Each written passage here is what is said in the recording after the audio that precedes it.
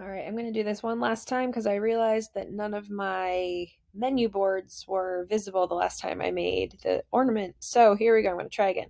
So first off, you're going to go to your type tool and you will make a text box. I have my font set to 50 points, and I'm using a font called Adelia, but really any cursive font can work. I'll try this Methuria for this one. Um, Next thing you'll do is you'll type in the name that you are writing or the word. So last time I did Williams, let's do let's see, Gardner, Gardner. There we go. Okay, so next thing I'm going to do is go up to my selection tool, which the shortcut to get to that is push the V button on your keyboard. And then I'm going to go up to type and create outlines. The shortcut for that is Command Shift O, and that will create outlines around your text. This is a really important step. It will not let you cut it on the Glowforge if you keep it just as a font. You need to turn it into outlines first. When you turn it into outlines, though, it means that you can no longer edit the font. So now this is basically just an image of my word. So next, what I'm going to do is go to the Pathfinder menu over to the right, and I'm going to click to unite.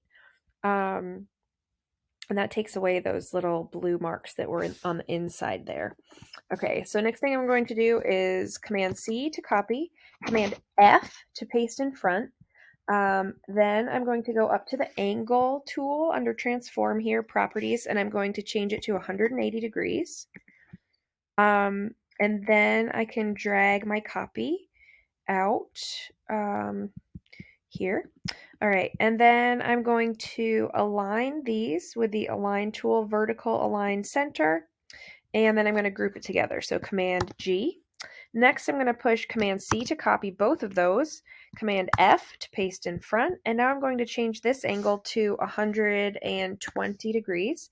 The reason I want to do 120 is there are 360 degrees in a circle, and I want 6 arms, so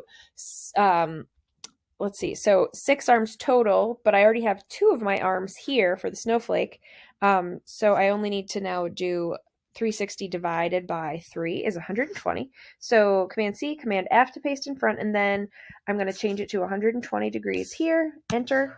Here we go. Now I've got that.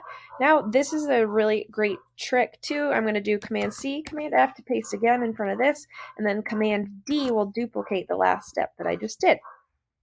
Okay. Next thing is I'm going to group these together. So select a box around, I just took my mouse and I'm clicking and dragging a box around all of these. And then I'm going to group together. So Command G. Then I'm going to go to the ellipse tool. If you don't see the ellipse tool, because usually the rectangle is the first one to show up, it's right underneath the T for typing tool. You hold your mouse down and go to the ellipse tool, or you can push L on your keyboard.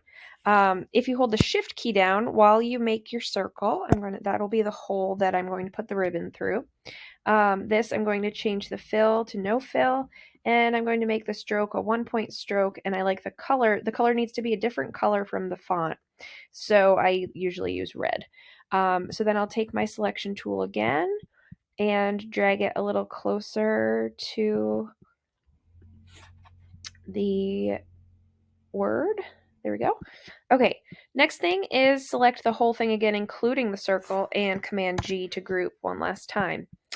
All right, and then the last thing is I'm going to go up to the object menu, and I'm going to go to path and offset path. And this is basically going to create the outline around the letters. So offset path. When you do that, this little offset path menu pops up, and I have it set to 0.25. You can kind of play around with these depending upon how thick you want your tracing to be around the edge. And if you change the offset number in here, and then you can go in and you can click preview. You can also play around with the joins. You can have them be a miter, a round, or bevel, so you can kind of play around with those and see what you like the most. Once you do that, I kind of like how this works. I'm going to click OK. Now it will black out everything that I did here. So the next thing I'm going to do is go to the Pathfinder tool and click to unite. And now you can see that I have a nice red outline around the edge, and I've got my black font there. Next thing is I'm going to select my design one last time by dragging a box around it, and you can see that my width and my height over here, this is a 7-inch ornament, which is way too big. So I'm going to change that to 3.5 inches. Make sure that when you do change it, that this maintain width and height proportions is clicked before you change the size. That will keep the height and the width proportions proportionate to one another so you don't distort your design.